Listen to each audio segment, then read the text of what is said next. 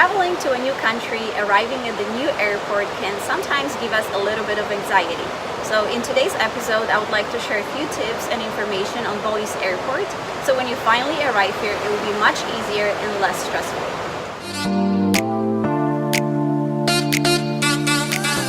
Bali's airport, officially known as Ngurah Rai International Airport, is located in the south of Bali, and it's close to most of the tourist areas.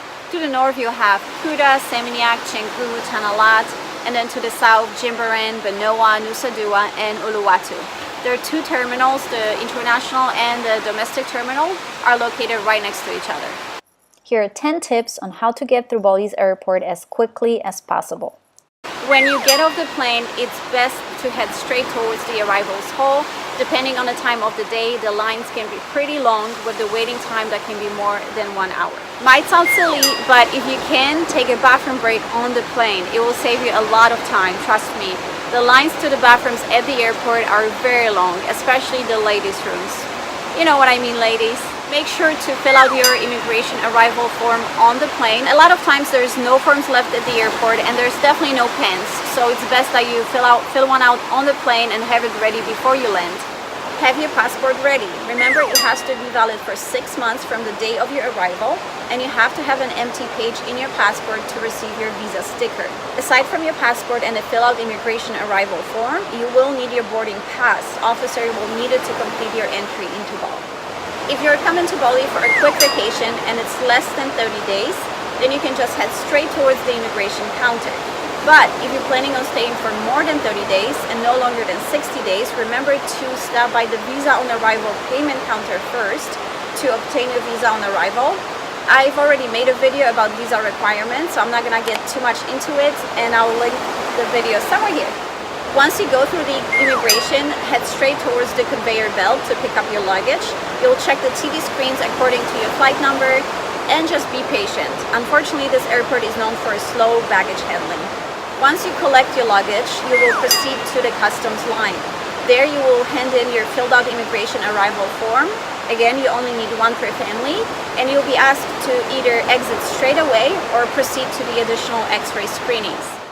Remember not to bring more than 100 million Indonesian rupiahs, which is equivalent to about 7,000 US dollars. You will need Indonesian rupiahs to pay for your taxi. So you can withdraw money from the ATMs located at the airport, or you can use one of their reputable money changers located alongside the ATMs, and you can change your money there without the risk of being ripped off. They're very trustworthy. Transportation. If this is your first time coming out to Bali, I would recommend organizing your transport prior to your arrival. But if you haven't done so, here are a few options. You will be confronted by a wall of local taxi drivers all trying to get your attention. The drivers can be pretty aggressive and persistent. Just do some research on where you're going and how much more or less your fare should be, and then negotiate the price. Never agree on the first price. It's always way too much. As I mentioned, if it's your first time in Bali, this experience can be pretty nerve-wracking. The drivers can be pretty abrasive, as I mentioned. So again, if it's your first time, I would recommend organizing your transport beforehand. The second option, if you don't have a lot of luggage with you, you can just ignore all of the taxi drivers screaming and yelling at you at the airport, and then head outside of the airport and order Grab or Gojek, which is equivalent to an Uber, and it works exactly the same way. You just want to make sure to download the app and register on it before you arrive, so it's just easier. The prices are way cheaper. And also, if you're traveling solo and feeling adventurous, you can even have a scooter pick you up.